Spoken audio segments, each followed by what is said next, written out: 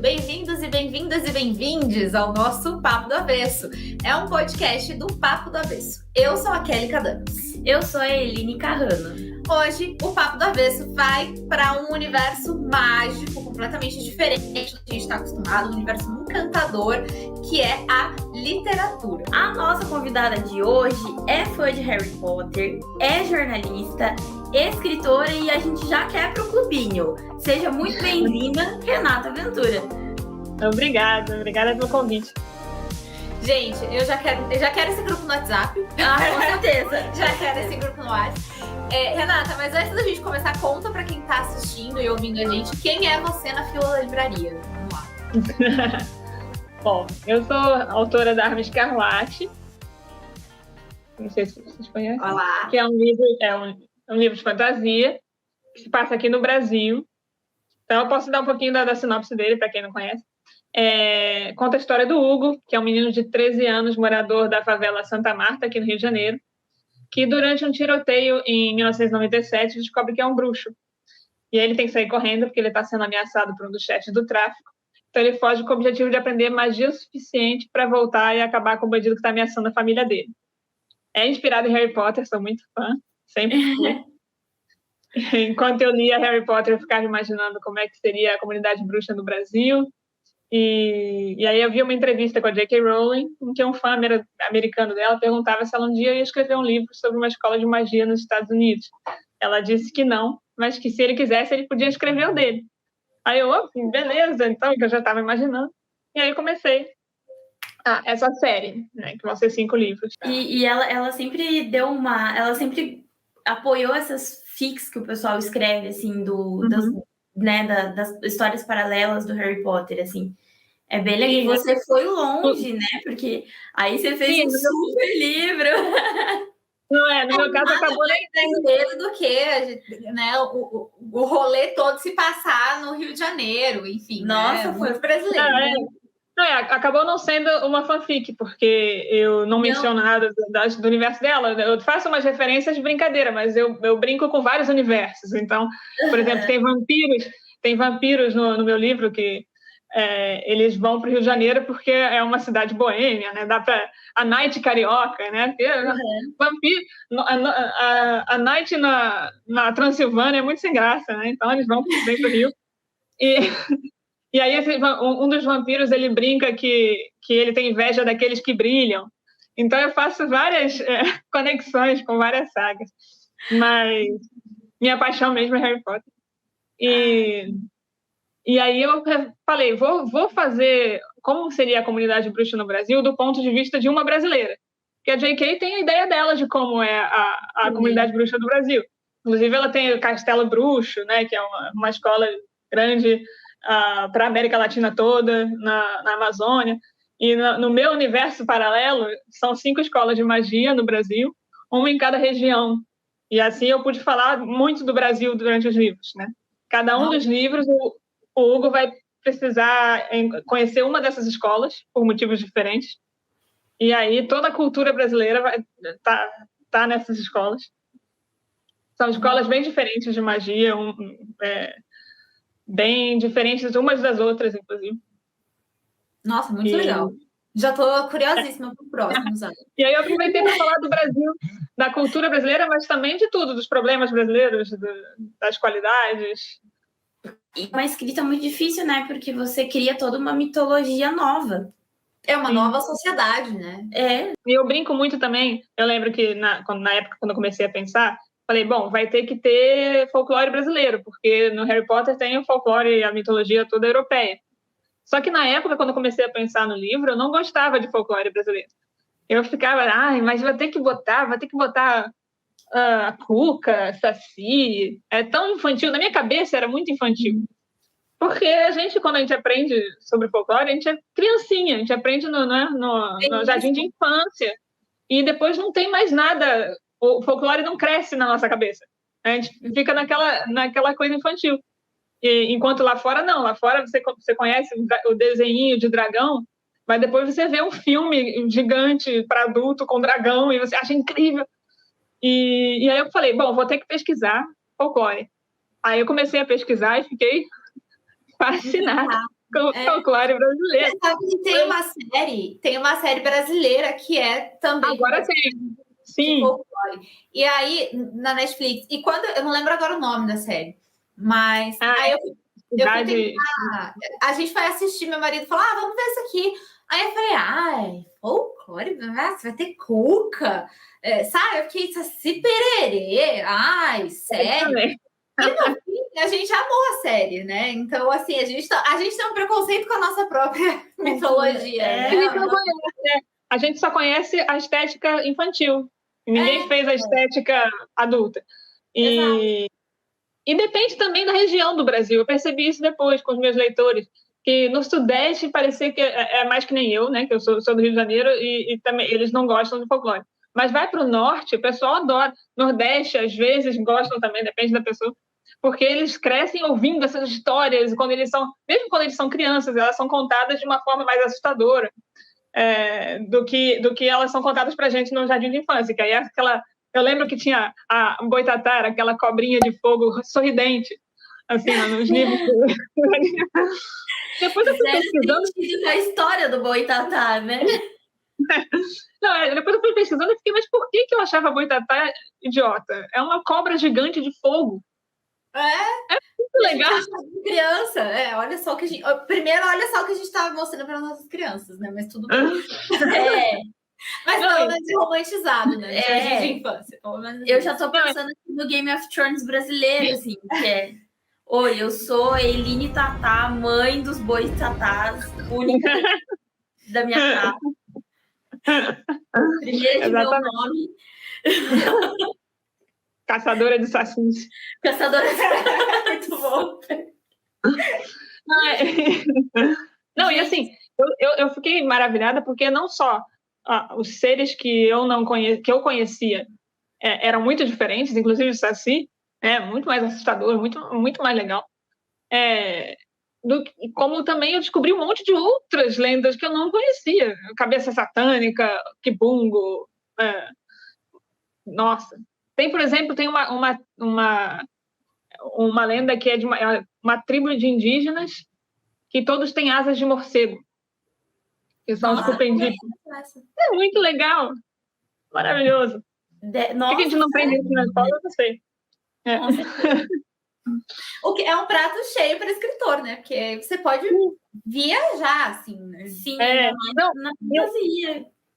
Sim, e eu queria muito fazer como se fosse real mesmo, assim, o original dessas lendas, e se elas são assustadoras, vão ser assustadoras no meu livro. Eu não quero fazer que, né, tipo, o Saci camarada. Eu quero o Saci que você fica assim na dúvida, né? Porque é um cara meio... Depende. Então, por exemplo, o Boto. Eu lembro que um leitor meu, depois de ler o primeiro livro, ele falou: ai, Renata, podia ter o Boto do segundo. O Boto é tão fofinho, eu gosto tanto dele. Podia ser um professor. Aí eu fiquei... Peraí, não, calma. Não, pera, você entendeu errado. Querido, você leu a lenda do Boto? Não entendeu muito bem, assim. Mas... Aí eu falei, bom, eu posso botar no próximo livro. Ele não é fofinho e é melhor que ele não seja um professor. Porque vai dar problema. Vai ser melhor se ele não for, realmente. Existe um estatuto que a gente respeita. E assim, e aí eu faço assim, se o Kibungo, eu descobri que o Kibungo, né, que é um monstro gigante que tem a boca atrás das costas, e aí quando ele quer engolir alguém, ele se agacha e a boca se abre automaticamente, ele joga a criança dentro da boca. Falei, bom, o Kibungo é um papão, né, que come crianças. Então eu vou fazer ele comer crianças no livro. É isso que ele faz, eu não vou botar ele comendo adulto. Nem ele como um vegetariano, por exemplo. Sim. Um abstêmio, né? Exato. É mais ou menos o Edward Cullen, né? Que ele é um vegan. Um vegan vampiro, não. Né? Não. E eu percebi também, por exemplo, o Saci. Eu percebi que o Saci tem várias lendas diferentes do Saci, né? Em cada região é um pouco diferente. Tem o Saci indígena, que é o que originou o Saci que a gente conhece, que misturou com outras coisas, com outras lendas africanas e virou aquele Saci que a gente conhece do sítio. Então eu falei, por que não uma raça de sacis? Né? Tem o saci indígena, tem o saci diferente, vários tipos. E aí comecei a fazer assim. Muito, muito bom mesmo. Gente, eu vou só lembrar que se você quiser ouvir e agora também assistir, porque agora a gente grava, né? O Papo do Avesso, antes de todo mundo, você assina a nossa newsletter, que tá no link da nossa bio no Instagram. Então, você assina a newsletter, toda quarta-feira você recebe textos exclusivos, dicas, indicações, de tudo um pouco e também cupom para comprar camisetas e canecas na loja do Regra. É 40% de desconto aqui com a gente, tá? Inclusive, a camiseta dos Sonhos do Avesso, que eu esqueci de trazer para gravar, né, gente? Mas a gente tá com a nossa top models aqui. Eu sou a garota propaganda hoje. Então, você consegue a camiseta e a caneca também do Sonhos do Avesso lá e do Papo do Avesso também, se você quiser com a logo do Papo do Avesso.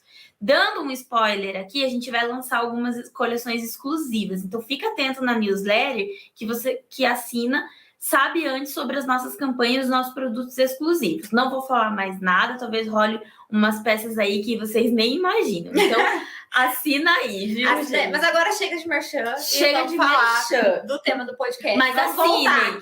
Vamos lá. Assinem, curtam, compartilhem, enfim, presenteiem as pessoas. Mas agora vamos voltar aqui pro tema do podcast. Vamos. Né, Irine? Por favor. Ai, gente, desculpa que a gente tem que pagar as contas, entendeu? Boleto chega todo dia. Boleto todos os dias. Não, mas Renata, fala pra gente também.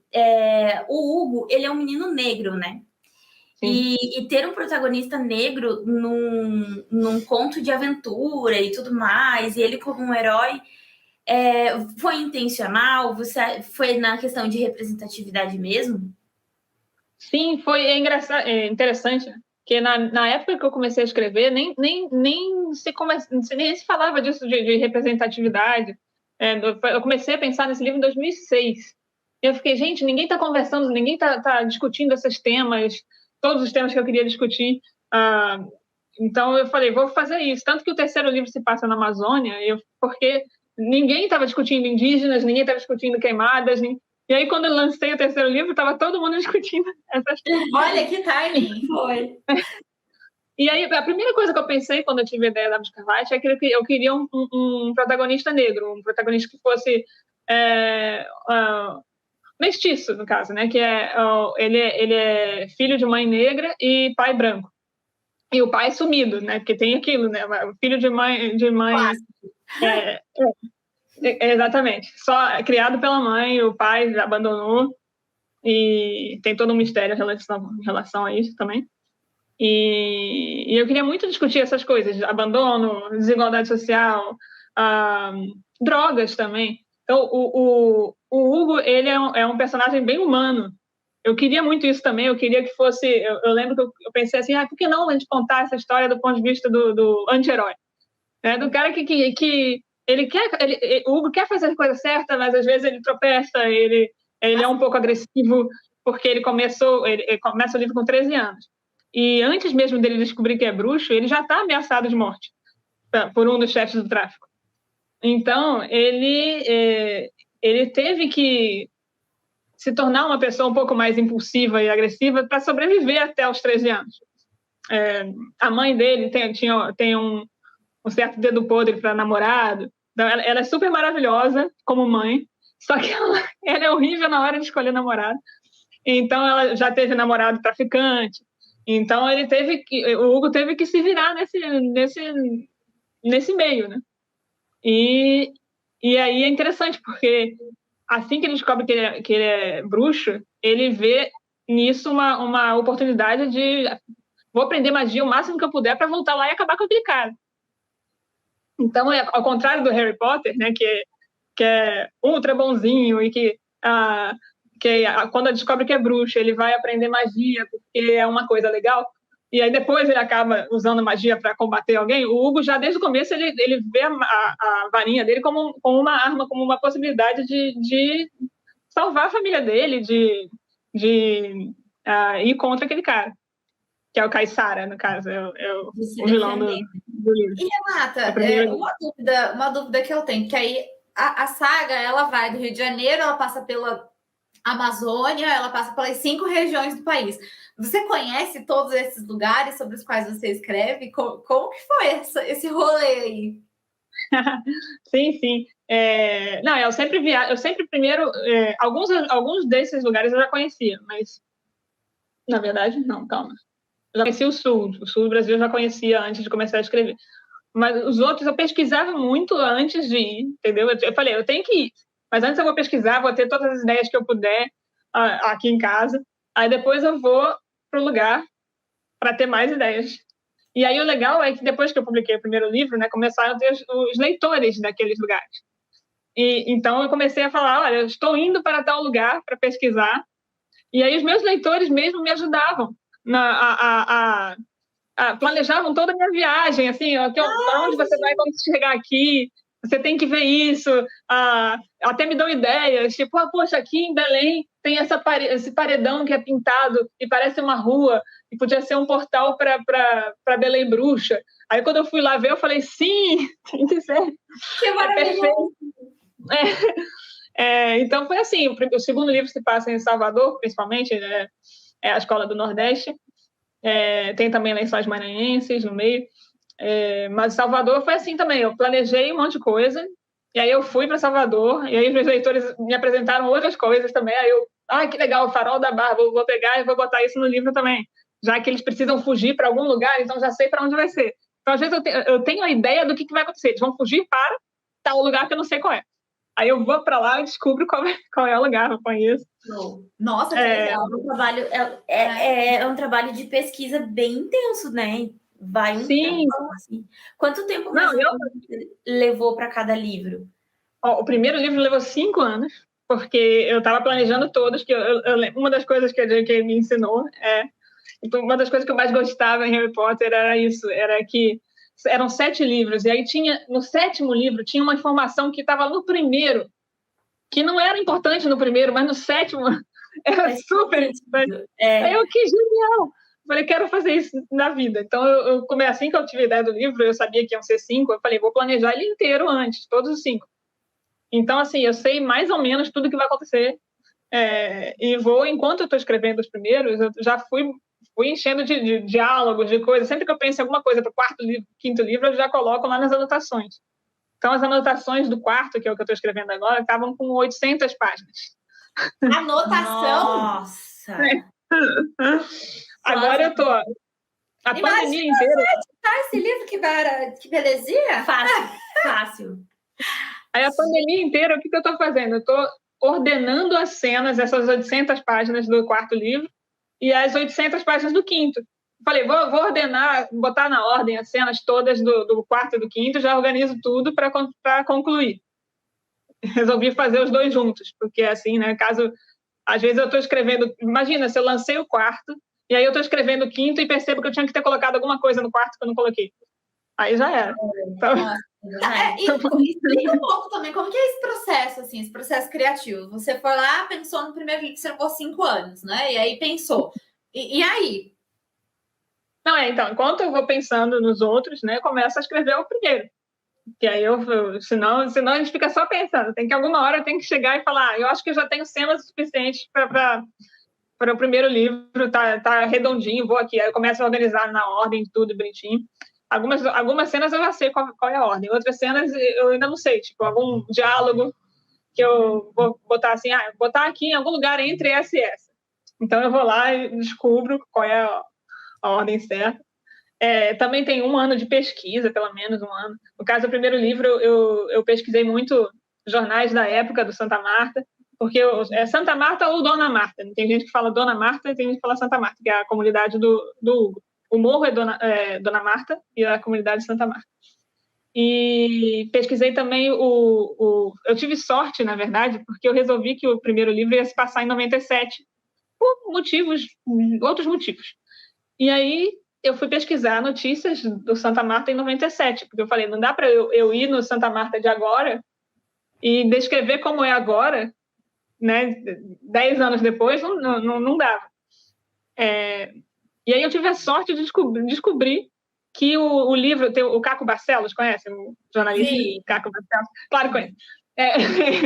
Ele tem um livro que é O Abusado. Sim! Um livro desse tamanho, dessa grossura.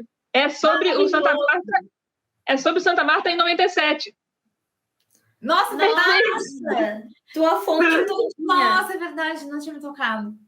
Aí eu, caramba, aí eu pegava. É bom que o jeito que ele escreveu é um livro-reportagem e tem as falas dos traficantes, as falas dos moradores, as falas das crianças, as falas dos mais velhos.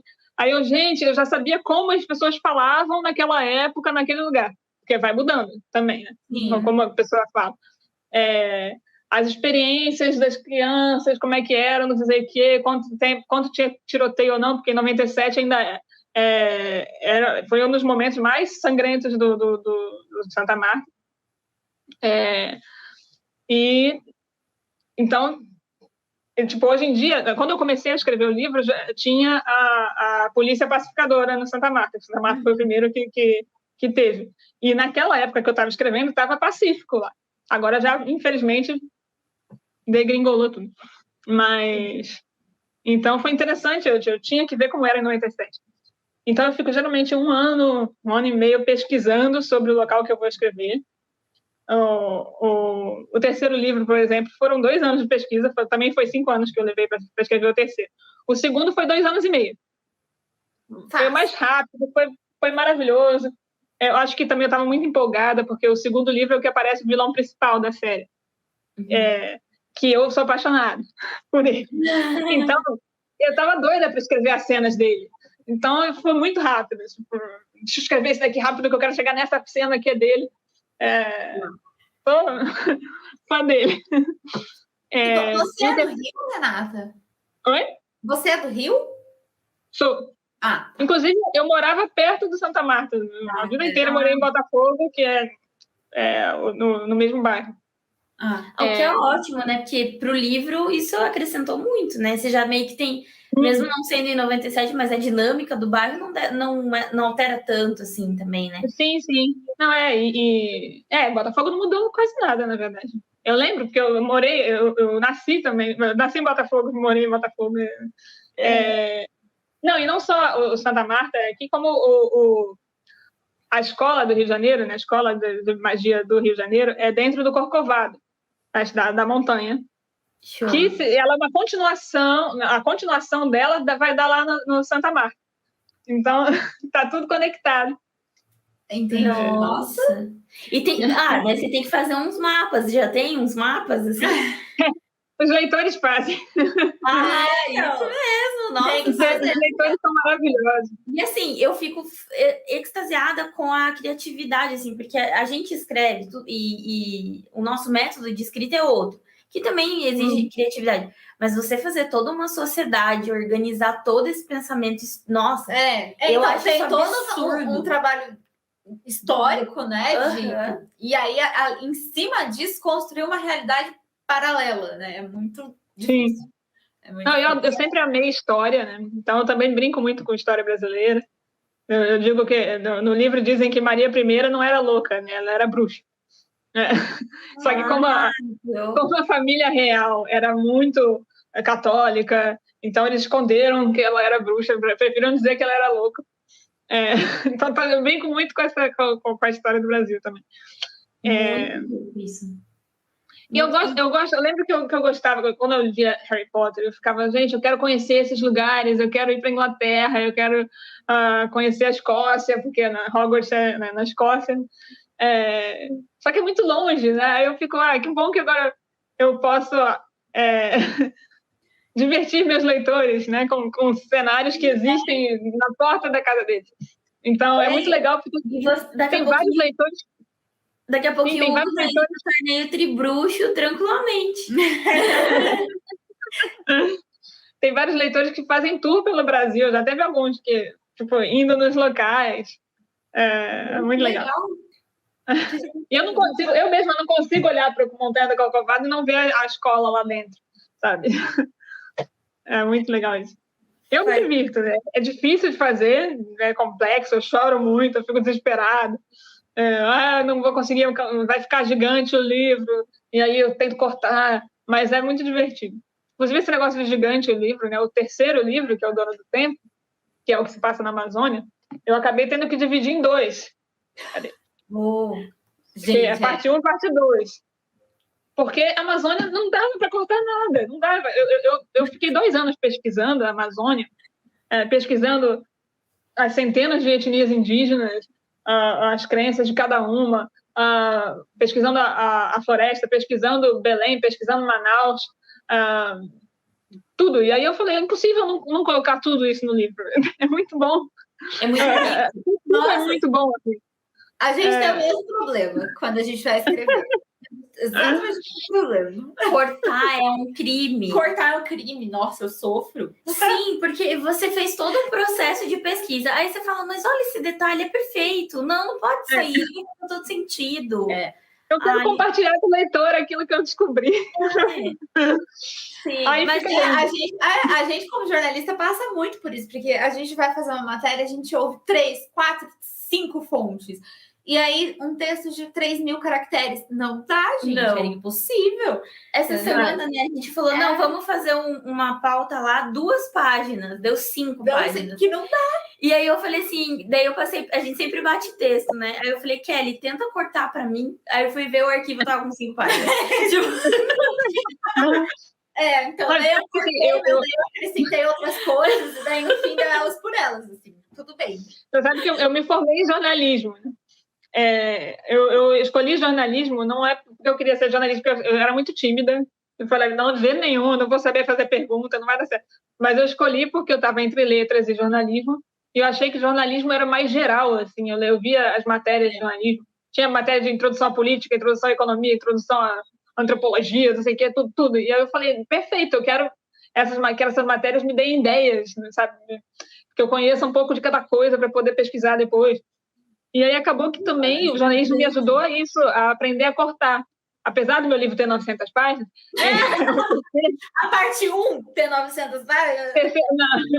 Não, o terceiro, os 2 juntos tem 900... As 2 partes juntas têm 900 páginas no terceiro. Mas teria 1.100 se não fosse jornalismo. Depois tem 800 páginas. Imagina o livro, né? Se não fosse o jornalismo, teria muito mais. Eles me ensinaram a enxugar o texto, porque aí assim eu consigo deixar todas as cenas que eu quero, mas ir enxugando, né? Vou pegar 2 parágrafos e botar em um, pegar 2 frases e juntar em uma, e aí eu vou cortando. Você consegue fazer isso sozinho ou você acaba pedindo ajuda, assim? Porque Para cortar, não. Para cortar sou eu mesma, mas depois eu tenho os meus leitores beta, vários são leitores mesmo, que eu pego. Cara, você gosta muito desse personagem, você quer ler esse livro antes para ver o que você acha e tal. Nossa, aí... que sonho. Já pode mandar pra gente. Uma promoção na página. Cortar a gente não vai. Não. Porque a gente não consegue. Mas a gente lê. Então, porque eu tenho esse problema. Eu tenho uma hora que, de tanto ler, eu já não sei mais, assim, não consigo mais mexer no texto, nem cortar, nem ver se tem furo. Assim, a Eline é minha editora oficial, assim, eu já mando pra ela. Vice-versa. Pô, não aguento mais. Mas é bom você ter um editor pessoal, assim, que você tenha confiança que vai falar, não tá legal aqui, não tá bom. Isso é uma coisa que a gente sempre fala aqui no podcast. Porque muita gente fala, não, tá lindo, tá maravilhoso, passa a mão, mas com medo de te corrigir. E a gente precisa ser corrigindo pra coisa ficar boa, pra gente evoluir, né? Não, e tem coisas que a gente não percebe que tá, tipo, eu sei que pra mim tá bom, tipo, pra mim tá bem compreensível. Só que quem sabe alguém que não sabe qual é a história, tipo, não sabe o que eu tô querendo dizer, vai ler e fala, não entendi essa parte aqui. Pra mim tá claro, porque eu sei o que eu quero dizer. Mas pra pessoa que não sabe, não sabe. Aconteceu isso esses dias, quando eu tava falando com meu marido, e aí eu mandando artes pra ele, e aí ele falou assim, amor, eu não entendi o que você quis dizer. Me manda um áudio me amando, explicando melhor, por favor. Nisso já entenderam que aquela é super delicada. Não perca essa paciência comigo, me manda um áudio me amando, explicando, por favor, o que é pra fazer, porque eu não entendi. Aí eu mandei pra Eline, porque no dia anterior eu tinha brigado com ela. Não brigado, né? Mas assim, tinha, né? Fala, porra, você não entende nada. mandando pra ela, falando assim, viu, amiga, não é só você que é burra. Não. Olha só, o Eric também não entendeu. Mas aí ela falou assim, mas eu também não entendi. Aí eu falei assim, amiga, você faz como uma outra pessoa, que eu não vou citar nomes, né, vou expor, mas o fulano lá, meu amigo, ele fala com você supondo que você já tá entendendo. Isso, eu tô supondo que você raciocinou a mesma coisa que eu, e a partir daqui eu vou te falar o que é pra fazer. Exato. E aí não dá. Mas sabe quem que escreve assim, supondo que você entendeu? Machado de Assis. Machado de Assis é uma pessoa que não tinha amigos, né? É que a gente tem experiências diferentes das que ele teve, né? Nossa! Os amigos dele provavelmente entenderam. E ele não sabia enxugar também. Também não. Porque descrever em 3 parágrafos como que uma maçaneta gira, não, humano, entendeu? Não é genial. Eles são pessoas millennials, que a gente tem que ler o livro dele, a gente tem que passar um café, a gente tem que passar uma roupa, a gente tem que bater um bolo. Não, ele não pensou nisso, ele foi lá e escreveu. Difícil. Mas sabe que no primeiro ano da pandemia eu fiz o meu projeto de leitura foi Machado de Assis. Eu peguei todos eles, todos os livros dele, fui lendo na ordem. Nossa, maravilhoso. Eu lembro que quando eu era mais jovem, eu tentei ler e achei horrível. Sei lá, não é a idade, tem idades para isso. Talvez seja isso, eu sou jovem. Não, amiga, entendeu? Não, eu era mais jovem. Ela era mais jovem que você. É isso, eu sou jovem, eu não tô pronta pra Machado de Assis. Ela tá dizendo assim, jovem, 14 anos, entendeu? Gente, eu tô agora. Mas o que eu digo para as pessoas agora, depois que eu tive essa experiência, se a pessoa está com dificuldade para ler Memórias Póstumas, mas não começa pelo livro mais difícil dele, começa pelo começo. Quando ele estava começando, que são ótimos os primeiros livros dele, que são mais romancezinhos, e são geniais do mesmo jeito, mas são fáceis. E aí você vai acompanhando a evolução dele, e aí vai ficar fácil quando chegar no Memórias Póstumas.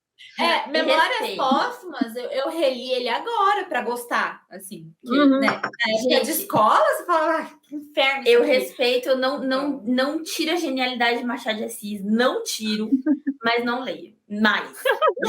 Não, mas dê uma chance de novo. Eu agora. Posso tentar. Vou tentar. Fiquei o desafio. Dá uma chance para aqueles primeiros livros. A Mão e a Luva, Helena. Helena eu amo. Helena é o meu favorito. Mas não vou negar que às vezes eu acho que Machado de Assis podia ser mais direto no diálogo. Tipo, gente, né? Mas assim, tudo bem. Quem vê pensa que seus textos são super diretos, né? Não, que eu sou prolixa, você é nada prolixa. Mas é por isso que eu posso falar. Tudo bem, então. Ok. Mas, Renata, saindo um pouco do mundo da fantasia e vindo para o real, que né, estamos aí. Como que é ser uma escritora, que o mercado para escritora mulher, ele geralmente é um pouco restrito, assim, né? Ou a gente escreve poesia, ou a gente escreve crônicos, ou a gente é meio Clarice Lispector, ou meio que não tem mercado pra gente, assim, é o que as pessoas pensam. E aí você vem trazendo fantasia nacional, né? A gente tem um público muito preconceituoso já, com tudo que é nacional, seja filme, seja livro, e você se destacou muito, premiada, o seu livro é super popular, considerado um dos melhores do país em fantasia. Você tem até prêmio internacional, né? Não, então, prêmio não sei, mas não, acho que não. Mas The Guardian falou do livro também lá. Sim, exatamente. Então você, assim, apenas. Referências internacionais. Então você desbravou. Ela saiu na Folha? Não, no The Guardian. Na Folha também. Deixa eu até parar a entrevista aqui, que é outra possibilidade. Não, assim, é interessante. O preconceito contra livros brasileiros é maior do que contra mulheres escritoras. Até porque o J.K. Rowling, tipo, depois de J.K. Rowling, antes dela tinha Anne Rice, então acho que a fantasia escrita por mulheres, depois teve do Crepúsculo, teve Tons de cinza. não, Não, mas fantasia, assim que eu digo. Gente, fantasia, um cara riquíssimo se apaixonando por você que morde o beiço. Oi? Mas então, assim, a maioria dos livros que fizeram muito sucesso nos últimos 20 anos de fantasia foram escritos por mulheres, a não ser o Guerra dos Tronos. Então, nesse sentido, eu acho que eu não tive muita dificuldade. O problema realmente é o leitor falar, esse é brasileiro, não quero ler, deve ser chato, ou deve ser ruim. Mas isso está melhorando muito, porque tem o boca a boca das pessoas, né? A pessoa vai ler, aí gosta, aí manda para outra pessoa, e aí essa pessoa vai, aí até dá as certo. editoras, né? Porque tem muita editora que dá muita preferência para autor estrangeiro, né? Para tradução de livro estrangeiro, ao invés de investir em autor nacional. Sim, eu até entendo, porque tem menos risco, né? Você pega, é mais certo para eles comprar os direitos de um livro que já fez sucesso lá fora do que apostar que talvez faça sucesso esse autor novo aqui. Mas tem que acontecer, tem que ter essas apostas. Mas dá para entender que eles prefiram não arriscar. Eu acho que um exemplo muito bacana também, que daí sai da questão feminina, né? Mas que é nacional, e ele também deu um bom exemplo de ficção, que eu gosto muito, eu tenho todos os livros dele, é o Eduardo Spohr, Sim. Né? Do Batalha do Apocalipse. Que eu acho um livro riquíssimo, assim, historicamente também. Então, fica aí a homenagem para o Eduardo Spohr, queremos você aqui. Só bem. Um dos meus primeiros bate-papos. Isso é importante. Um dos meus primeiros bate-papos foi junto com ele, né, na PUC. E foi interessante que um leitor dele falou exatamente esse negócio do preconceito contra o livro brasileiro. E ele falou assim, a minha amiga comprou a Batalha do Apocalipse achando que era um livro estrangeiro, porque Spohr é um nome né, meio alemão, sei lá, diferente. Aí, quando ela começou a ler, chegou no segundo capítulo, acho que tem o duelo entre dois anjos na Ponte Rio-Niterói, ela falou, ai, Ponte Rio-Niterói? É brasileiro? Ai, que horrível! E jogou no lixo o livro. Mas, nossa, ela demorou, no porque final do o anjo começa no Cristo Redentor. Demorou para entender. Não, é porque eu acho que Cristo Redentor, ela achou Cristo Redentor. Não, eu acho que ela achou Cristo Redentor, todo mundo conhece lá fora. Agora, Ponte Rio Niterói, aí ela percebeu que era brasileiro que estava escrevendo. Ele traz umas referências muito assim, tipo, porque faz as viagens no tempo, né? Então, provavelmente ela achou que era internacional mesmo. Isso, aí ela jogou no lixo o livro, assim, perdeu um livrão. Livrão. Total. Nossa, você já estava lendo achando bom, é muito ridículo. Nossa, e a saga Filhos do Éden dele também é muito bem escrita, muito rica. Isso eu não li ainda. Só o primeiro, só o Apocalipse. Compensa. Eu vou garimpar uns negócios lá na sua estante. Aquele. Eu vou aproveitar que eu tô aqui e vou lá. Isso, vou levar uma mala só de livro. Vale muito a pena. E eu tenho muito livro de ficção, assim. E eu gosto muito. E tanto que a Kelly tira sarro de mim, que às vezes eu falo, tô lendo Harry Potter, tipo, de novo. Segunda vez no ano, assim. Todo dia ela tá lendo Harry Potter, tá, amiga? Você não leu esse livro 10 vezes? Sim! Você tá tentando decorar o livro, é isso? É muito gostoso. Eu gosto muito. Tá. É maravilhoso. Esse ano eu reli. Eu precisava parar e ler de novo Harry Potter. Nossa, é muito bom. E esse ano eu reli Crepúsculo, e quando eu li a primeira vez eu tinha 18 anos. E agora, aos 30, eu reli Crepúsculo. Gente, é outro livro, né? Assim, é absurdo. Eu, sinceramente falando, eu ficava com os caras dos Venturi, pra ser sincera. Assim. Tipo, hoje eu tô mais elitizada. Mas olha só, nessa temporada a gente não tem quadros, né? A gente aboliu os nossos quadros da temporada passada, mas a gente tem um que é muito bom, que é o quadro, como diria Clarice Lispector. Né? É um quadro que cada um traz uma citação, um trecho de um livro, de uma música, de um filme, alguma coisa. Se você não souber de quem é só dizer que é da Clarice Lispector, faz igual todo mundo na internet, tá tudo certo, a gente finge que tá certo, né? Então, porque você tá na internet, é verdade, entendeu? E a gente dá uma filosofada sobre a citação, enfim. Você tem, Aline? Você pensou? Não pensei, pode começar. Claro que não pensou. Preparadíssima. Claro que não pensou. Quem recebe a newsletter tá sabendo que a gente tá sobrecarregada. É verdade. Tá? É verdade. Tá difícil pra gente. Eu vou começar, então, porque eu também não tinha pensado. Aí eu fiquei pensando aqui, e eu dei uma fuçada no meu celular, e aí eu falei, eu vou dar uma olhada nos meus rascunhos, porque às vezes eu anoto umas ideias aleatórias, e acontece muito de eu anotar uma ideia e depois eu não tenho a mínima ideia do que eu quis dizer com isso, entendeu? Vá. E a gente tem que acertar. A gente tem que acertar.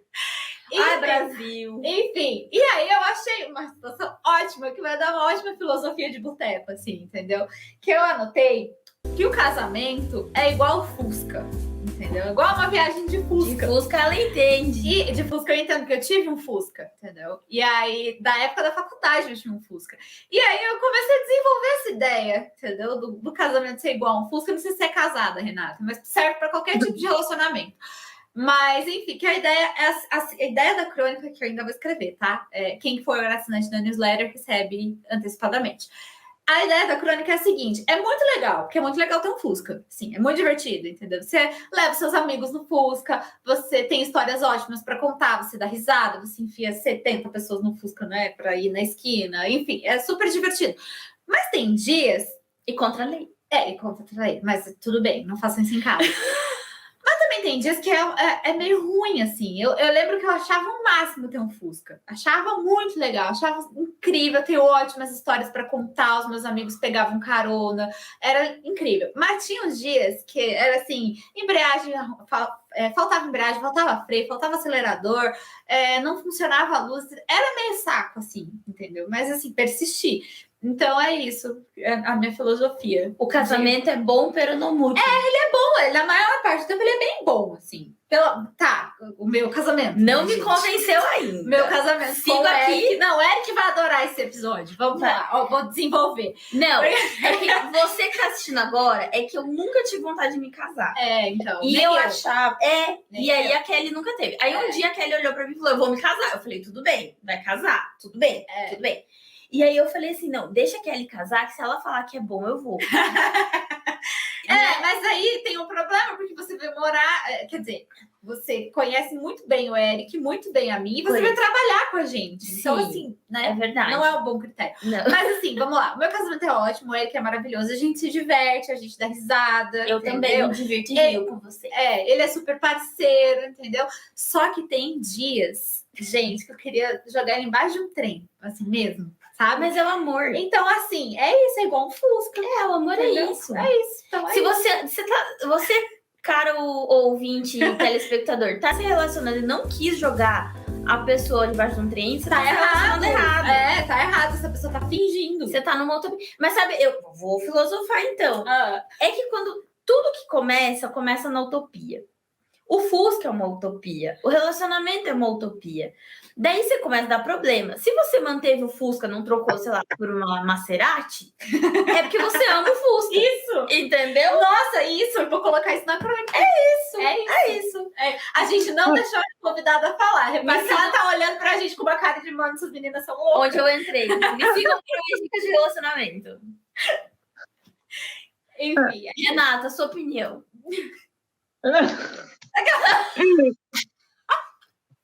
Eu nada. Sei lá. Chama o Hugo. Essa que é a filosofia, é isso. É porque eu tô numa semana que eu tô amando versus odiando meu marido, entendeu? Porque ele fez uma cagada muito grande com o nosso dinheiro e aí eu tô meio chateada, mas vai passar. Quem vai lucrar nisso sou eu. Enfim, é isso.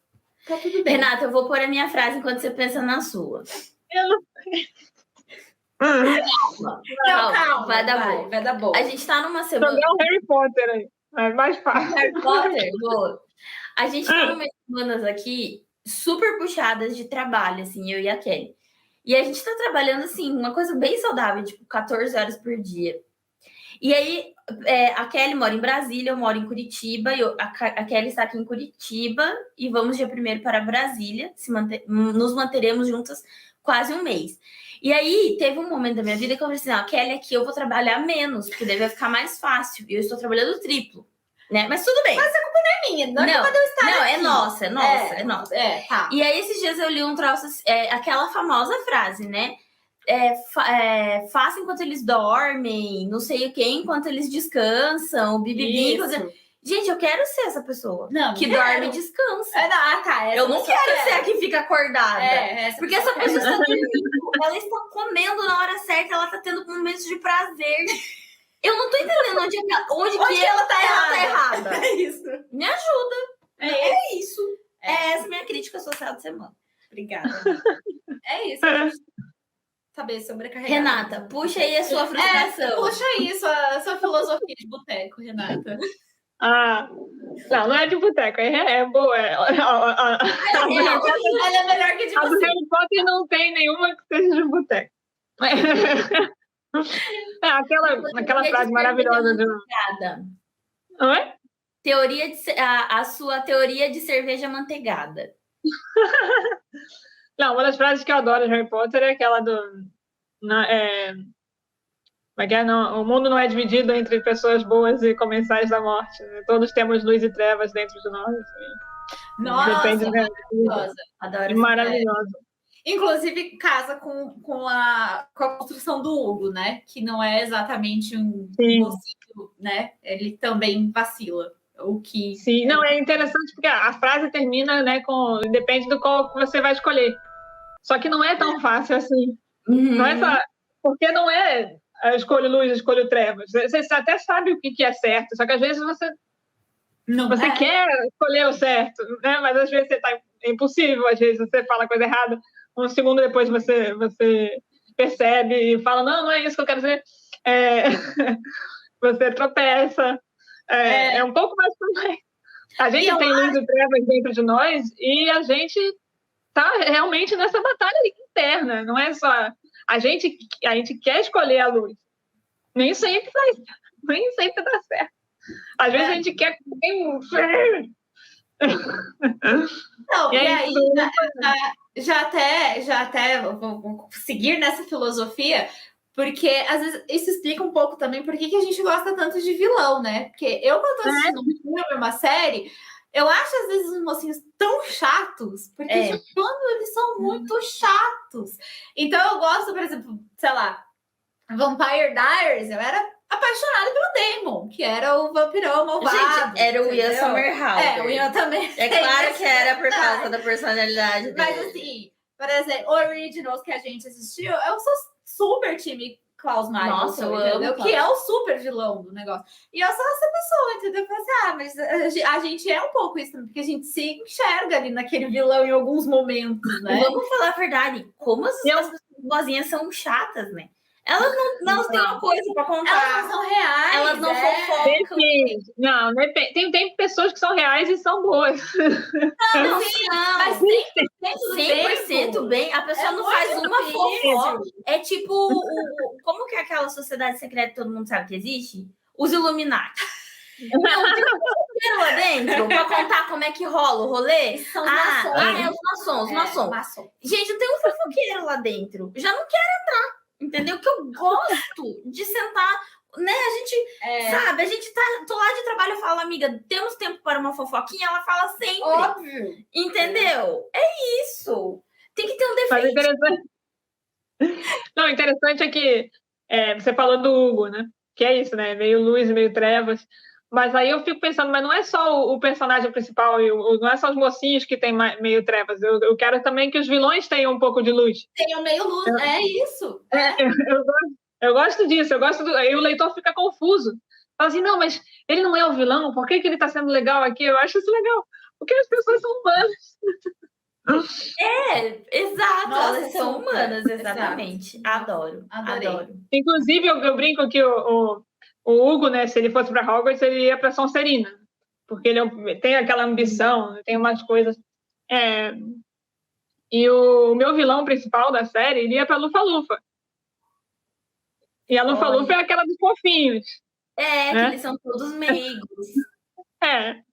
E aí a gente fica, como assim? Como é que vai ser isso? Mas o Chapéu Seletor, ele fala assim que... Não, eu acho que o Harry tem uma crise existencial, assim, que eu tinha que ser da Sonserina e tal. Aí o Dumbledore fala que é uma questão de escolha mesmo, né? Então, é isso aí. Tá tudo certo. Tá tudo na balança aí das escolhas.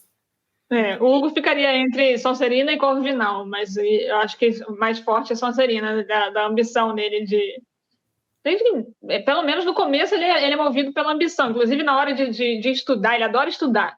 Porque eu lembro que eu lia Harry Potter e ficava, por que só a Hermione gosta de estudar? Eles estão estudando magia. Sim! Obviamente! Então, a Kelly daria uma ótima Hermione, porque a Hermione usa o giratempo para conseguir assistir 5 aulas, 10 aulas a mais do que ela poderia. Tá, eu devia ter lido Harry Potter antes de chegar nessa conversa. A Kelly é essa pessoa que se ela pode fazer 35 projetos além do necessário, ela vai fazer. É a minha Granger. É aqui. Sim. E aí o Hugo, ele seria Corvinal porque ele gosta muito de estudar, mas ele gosta muito de estudar por ambição. Ele quer ser o melhor. Ele quer derrotar o cara. Ele quer que as pessoas achem ele incrível. Pelo menos no começo é por isso. Depois não. Depois, quem sabe, ele vai mudando um pouquinho, né? Vai melhorando. Vai começando a estudar por gosto mesmo, por querer ser alguém melhor. Também tem isso. Show de bola. E a ambição nem sempre é ruim, né? Aquilo, a ambição também tem uma ambição boa, a ambição de querer ser alguém melhor. Inclusive, isso eu acho que é uma coisa muito urgente da gente pensar, assim, que, cara, a pessoa é ambiciosa, que bom pra ela, né? Assim. Mas é que a ambição, como qualquer emoção humana, no exagero, ela vai te prejudicar e prejudicar ao redor, assim. Então, se você ama demais... né, existem o que até onde é amar e até onde não é. Exato. E a ambição é a mesma coisa. Muito bem. Sim. Eu adorei, gente. Assim, eu amei. Essas filosofias de boteco, ou não tão boteco assim, né? Porque realmente levou o nível dessa. Ela foi pra cima. Ela levou esse nível. Gostamos de pessoas assim. A gente ia esperar ela começar, entendeu? É verdade. A gente seguia esse nível, mas não. A gente não tinha feito a sessão de descarrego. Aí... Tudo bem. Claro, seguimos a vida, né, gente? É verdade. Mas, né, como todo sonho tem o seu fim, a gente também precisa acordar para pagar os boletos, né, que não param de chegar na nossa porta. Então, a gente vai chegando ao fim de mais um episódio do Papo do Avesso. Eu vou fazer mais um merchan. Faz, merchan. Gosta de Harry Potter? A gente tem uma coleção na loja do Regra maravilhosa, com camiseta das casas. Lufa-Lufa, Corvinal, Sonserina, Grifinória. Tá todo mundo lá.